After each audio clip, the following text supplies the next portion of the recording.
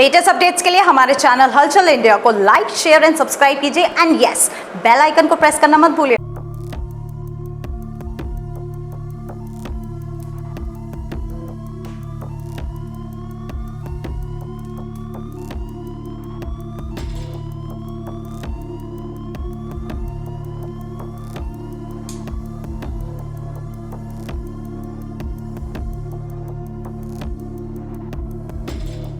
सपनावत में लोन के एजेंटों की दबंगई के चलते एक परिवार के 3 सदस्यों ने आत्महत्या कर ली थी, जिसकी वजह से पूरे जनपद में सनसनी फैल गई। क्योंकि एक परिवार के 3 सदस्य अगर आत्महत्या कर लेते हैं तो बड़ा वहां पर सवाल खड़ा हो जाता है और बड़ा ही वहां पर आरोप लग जाता है। तो आज यहां पर समाजवादी पार्टी के जिला अध्यक्ष और युवजन समाज पार्टी के जिला अध्यक्ष आए हैं और जिलाधिकारी से यहां पर उस पीड़ित परिवार के लिए मांग कर रहे हैं। सर, किस तरह की मांग है और किस तरह से लोन लिया गया और किस तरह से परिवार ने उत्पीड़न के तहत आत्महत्या की गई? देखिए, सपनावत गांव का मामला है कि उस व्यक्ति के द्वारा, संजय कुमार सिंह के द्वारा 3 लाख रुपए का लोन लिया गया था अपनी पर्सनल ज़रूरतों के कारण, और वो उसकी लगातार किस्तें भी जमा करता आ रहा था। ऐसा नहीं, काफ़ी टाइम का लोन चल रहा था वो। अभी किन्हीं कारणों से, बेरोजगारी के कारण, किन्हीं कारणों से वो अपनी मजबूरी के कारण वो 2 किस्त या 1 किस्त जमा नहीं कर पाया। जिसके बाद जो कंपनी के एजेंट हैं उनके द्वारा इतना प्रेशर बनाया गया कि उसने बहुत गंभीर कदम अपने परिवार के साथ आत्महत्या करना उचित समझा, क्योंकि ये लोग इतना उत्पीड़न उन लोगों का करते हैं, इतना प्रेशर बनाते हैं कि वो नहीं झेल पाया और स्वाभिमान बचाने के लिए, स्वाभिमान जिंदा रखने के लिए उस व्यक्ति ने अपने आप को आत्महत्या करना उचित समझा। मैं आज मैं अपने पूरी टीम के साथ, समाजवादी पार्टी की टीम के साथ जिलाधिकारी महोदय से मिला हूँ उस पीड़ित परिवार को लेकर, और हमने जिलाधिकारी महोदय को सब चीज़ों से अवगत कराया कि इनकी आर्थिक स्थिति क्या है, जिस कारण अगर आर्थिक स्थिति इतनी कमज़ोर ना होती तो आदमी इतना गंभीर कदम नहीं उठाता। हमने उनको अवगत कराया डीएम साहब को, और हमने मांग करी है डीएम साहब से कि कम से कम इस परिवार का जो मकान है, आवास 2 भाई बचे हैं, इनका एक तो मकान है, उसे प्रधानमंत्री आवास योजना के तहत इनका मकान बनाया जाए। दूसरा, एक जो बड़ा भाई है रिंकू, उसको कहीं ना कहीं अब डीएम साहब कह रहे हैं कि सरकारी जॉब तो हम नहीं दे सकते, लेकिन हम प्राइवेट जॉब के लिए उन्होंने आश्वासन हमें दिया है कि प्राइवेट जॉब, ताकि ये अपनी जीविका, अपना परिवार चला सकें। एक उसे नौकरी की मांग हमने की है। तीसरा, हमने कहा है डीएम साहब से कि ये लोग बहुत ही कमज़ोर व्यक्ति हैं और 1 इंच इनके पास खेती की ज़मीन नहीं है। अगर कहीं संभव हो सके तो दौलाना में बहुत ज़मीनें पड़ी हैं, तो इन्हें कहीं 5 बीघे ज़मीन का पट्टा दिया जाए ताकि इन लोगों का परिवार चल सके। चौथा, हम लोगों ने इनके बारे में मांग की है कि जैसे ये कदम ये उठा है, इस तरीके की इन कंपनियाँ जो हैं ये चल रही हैं, इनके खिलाफ भी कार्रवाई हो। अब ये जो फाइनेंस कंपनी है, ये इस तरह की कंपनी है कि जो पुराने ज़माने में होता था ना, कि जो सूददार थे, सूद को जो लोग थे वो लोन देते थे और वो लोगों का उत्पीड़न करते थे, ज़मीनें हड़प लेते थे। जो पिक्चर वाली कहानी रही है, फिल्मों की कहानी आपने देखी होंगी, वही कहानियाँ दोबारा दोहराई गई है ज़िले में, और ये बहुत शर्मनाक घटना है। हमने डीएम साहब को इसके बारे में मैंने और भी अवगत कराया है कि इस तरीके के ग्रुप, महिलाओं के ग्रुप एक गाँव में चल रहे हैं, जो महिलाओं के साथ उत्पीड़न करते हैं। वे लोग बुलाते हैं महिलाओं को, किस तरह से लोन देते हैं? हाँ, महिलाओं का ग्रुप, एक संगठन बनाया जाता है, एक समिति बनाई जाती है महिलाओं की, 10 से 12 गांव की महिला को इकट्ठा करके समिति बना ली, उनकी एक महिला को हेड बना दिया, उसकी गारंटी पर उनको लोन देना शुरू कर देते हैं। लोन देते हैं, वो उसकी बाकायदा किस्त देती रहती है। अगर इत्तेफाक कोई महिला किस्त नहीं दे पाई तो उसके घर तक के सामान तक को ये लोग उठा कर ले आते हैं।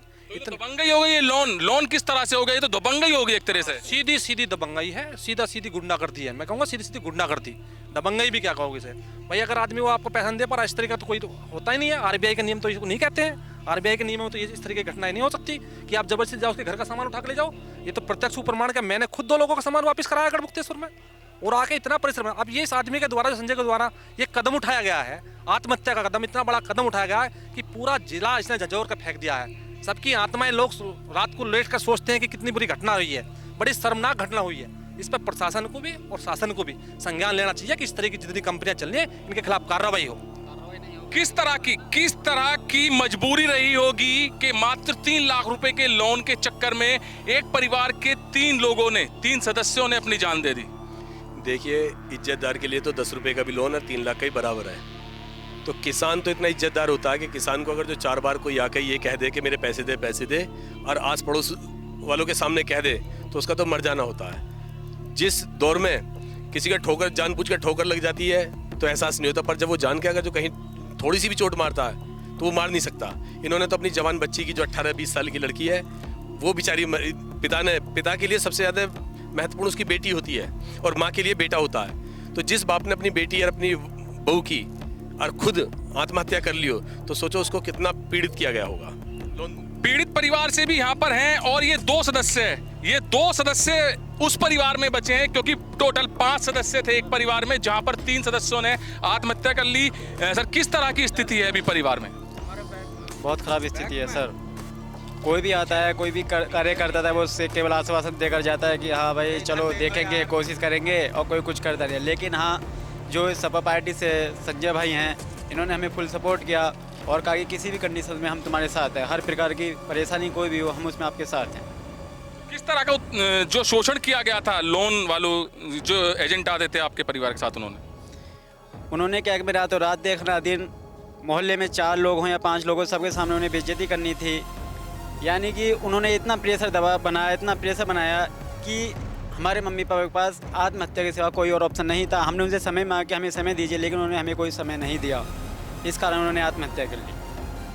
तो यहाँ पर जो वजह रही है वो मान सम्मान, प्रतिष्ठा, इज्जत की रही है, जहाँ पर पीड़ित परिवार के सदस्य ने बताया है कि रात को 2 बजे देखे जाते थे ना 3 बजे, कभी भी किसी वक्त दबंग एजेंट आ जाते थे और अपना पैसा मांगते थे। और जैसे कि जिला अध्यक्ष, सपा के जिला अध्यक्ष ने बताया है कि कुछ समूह ऐसे चल रहे हैं लोन देने वाले जो महिलाओं को लोन देते हैं और एक हेड बन जाती है, उसके अंदर महिला वो गारंटी लेती है सभी महिलाओं की और लोन दे दिया जाता है और एक दिन निश्चित कर दिया जाता है पूरे महीने में कि इस दिन हम आपसे किस्त लेने आएंगे लोन की, और अगर उस दिन किस्त नहीं मिलती है तो उनके साथ भी दबंगई की जाती है, उनके साथ भी उत्पीड़न किया जाता है और यहाँ तक कि घर के सामान भी उनके ले जाए जाते हैं। ये आरोप जिलाध्यक्ष सपा ने लगाया है और अगर ऐसे ही लोन के नाम पर उत्पीड़न चलता रहा तो न जाने कितने परिवारों को ऐसी स्थिति से गुजरना पड़ेगा। कैमरामैन दीपांशु के साथ सुशील शर्मा, हलचल इंडिया।